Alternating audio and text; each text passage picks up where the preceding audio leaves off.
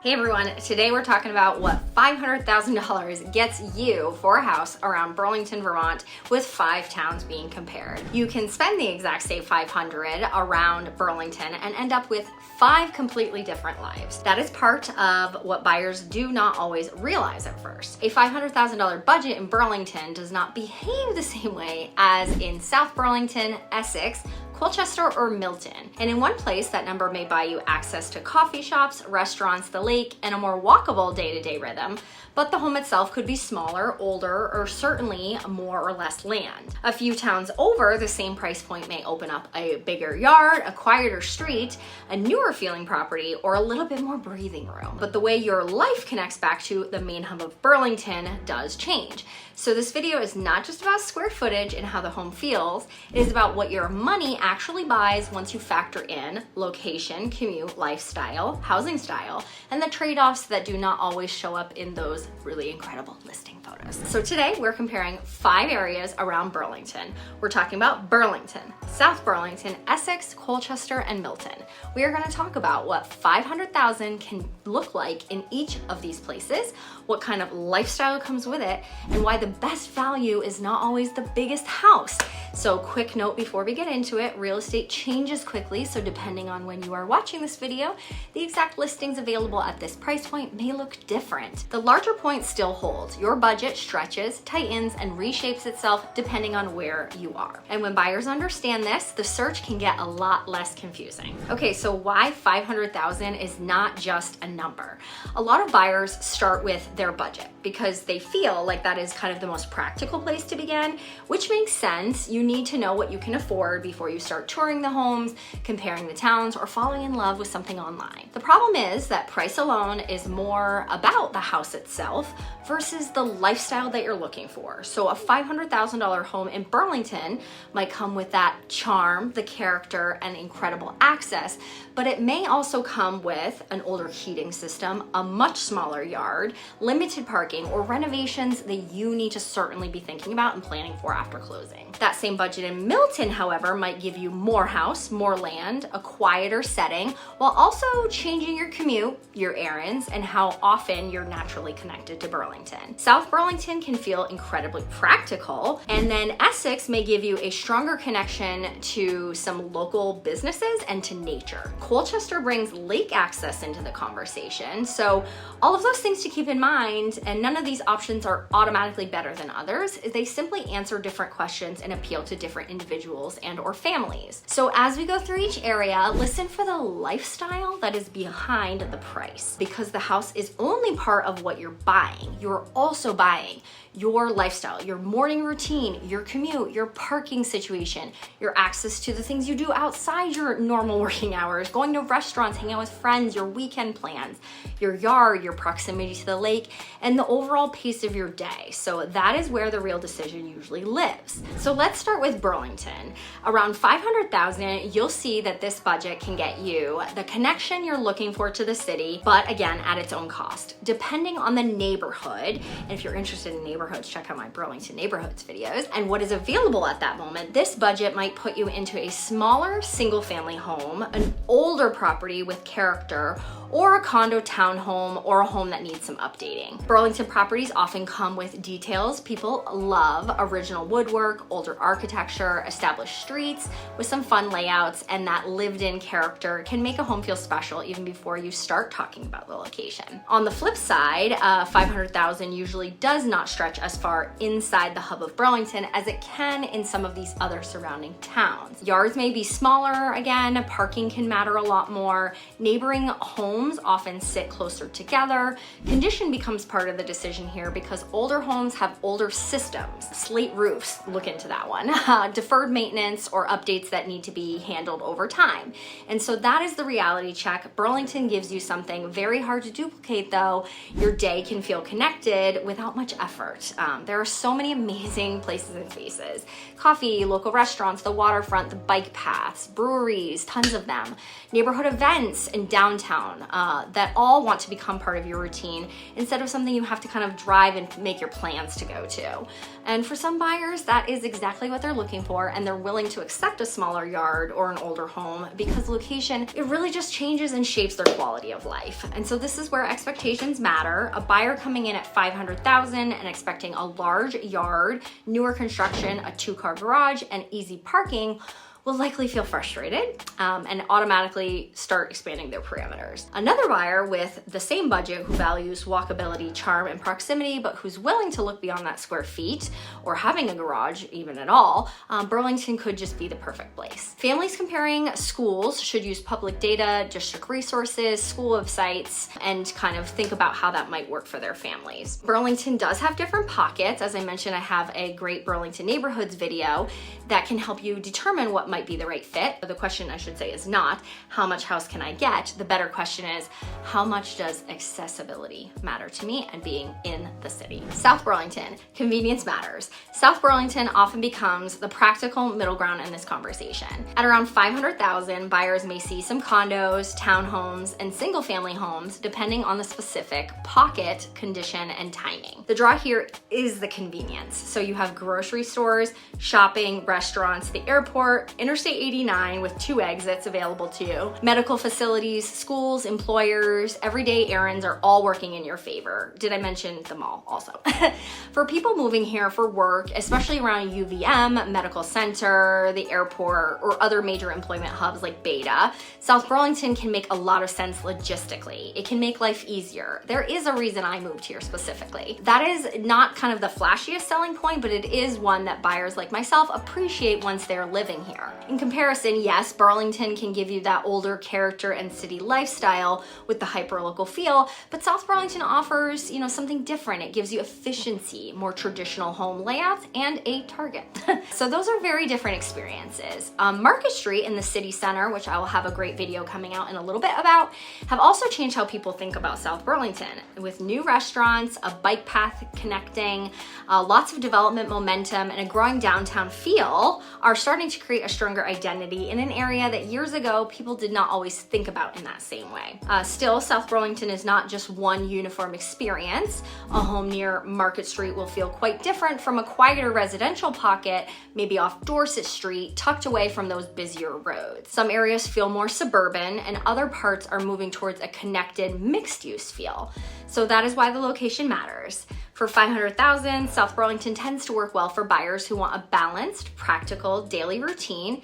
You might not get that same historic charm as Burlington, and you may not get the extra space that you could find even further out, but the convenience factor is real. Errands are much easier, commutes and can be simpler and obviously take less time. Access to major roads matter, especially when your life pulls you in multiple directions. Again, as a realtor, that makes complete sense for me. The trade-off is to kind of determine whether convenience gives you enough of the feeling you want. Because practical can be wonderful, it just has to match the life that you're trying to build. All right, we are now on to Essex. Residential balance with nature.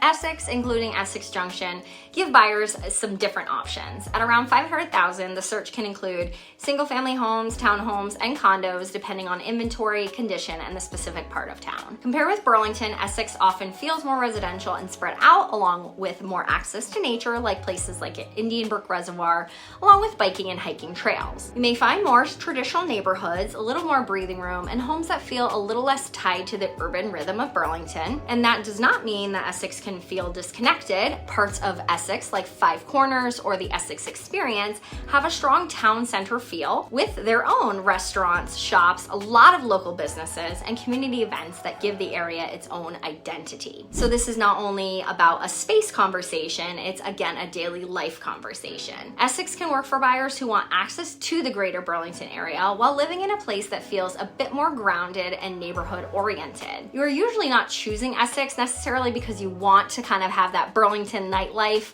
or life by the waterfront. The appeal is different.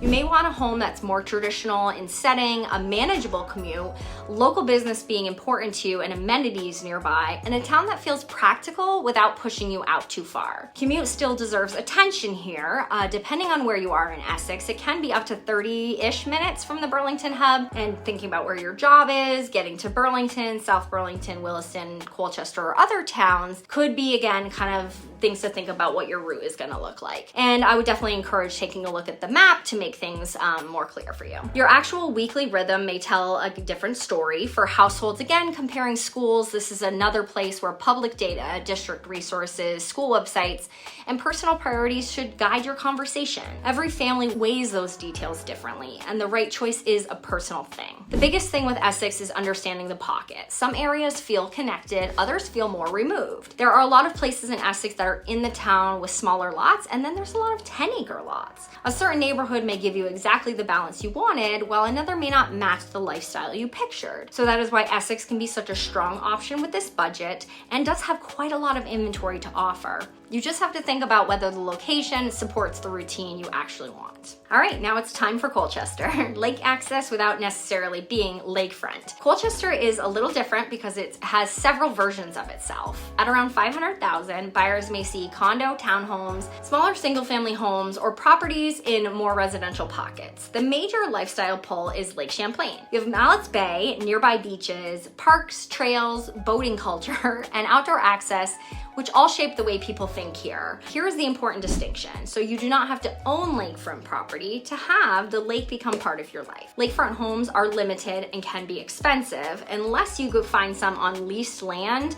Certainly let me know if you have more questions about that. But Colchester gives buyers proximity to the water without requiring them to buy directly on the water. So that matters. A home that is not on the lake can still put you close enough for beach days, walking, biking, boating, or just having the outdoor lifestyle woven into your routine. Colchester also keeps you connected to places like Burlington, Winooski, Essex, and South Burlington, depending on where you land. The location can be practical, but it varies a lot. Some areas feel suburban, other pockets feel tucked away. Certain neighborhoods are clearly shaped by lake access, while others are more about residential living and, again, proximity to surrounding towns. So when a buyer says, I'm looking in Colchester, the next question I ask is usually, which version? Because the answer does change the search. At $500,000, one property might pull you closer to the recreation and water access, while another property may offer a more straightforward neighborhood feel with useful access to nearby areas. Colchester makes the most sense for buyers who want the lake in their lifestyle without necessarily needing a lakefront address. But if you're that person dreaming about downtown energy, walkable restaurants, and constant activity, you might not feel that Colchester is necessarily your hub because it feels and lives more like a bedroom community with less restaurants and places to be out and about. Colchester is not simply near Burlington, it is lake access lifestyle with a lot of variation from kind of these micro pockets to pockets. Okay, so we've got your 5-town reality check. So here is the clearest way to compare them. Burlington is for the buyer who wants access first. The home may be older, smaller, or more complicated, but the lifestyle can be hard to duplicate. South Burlington works well when the convenience carries the most weight. It gives you easy access to shopping, employers, the airport, I-89, and daily errands without putting you directly in Burlington's older neighborhoods. Essex often fits buyers looking for a more traditional residential feel while still maintaining access to coffee shops, restaurants, as well as nature. It can offer a strong middle ground between space, town amenities, and access to the larger Chittenden County area. Colchester becomes compelling when water and outdoor lifestyle matter. You may not be buying lakefront specifically, but being near Malletts Bay, beaches, parks, and recreation can shape how you live. And lastly, Milton. It usually stretches the budget the furthest, especially for buyers who want more room and a quieter pace. The trade-off is that your connection back to Burlington becomes, again, more intentional. So there we have it. That is the real comparison. We've talked about not which town is better, but which version of your life are you actually choosing? So let's talk about how I help buyers think through this. When I work with buyers, especially people trying to relocate or understand Chittenden County from a distance, we're not just looking at, again, the homes themselves, but we're talking about what is their life looking like. We're looking for patterns. Inventory shows up differently in each of these towns. A budget stretches in one place and tightens in another. The same wish list can feel realistic in one area and then extremely competitive somewhere else.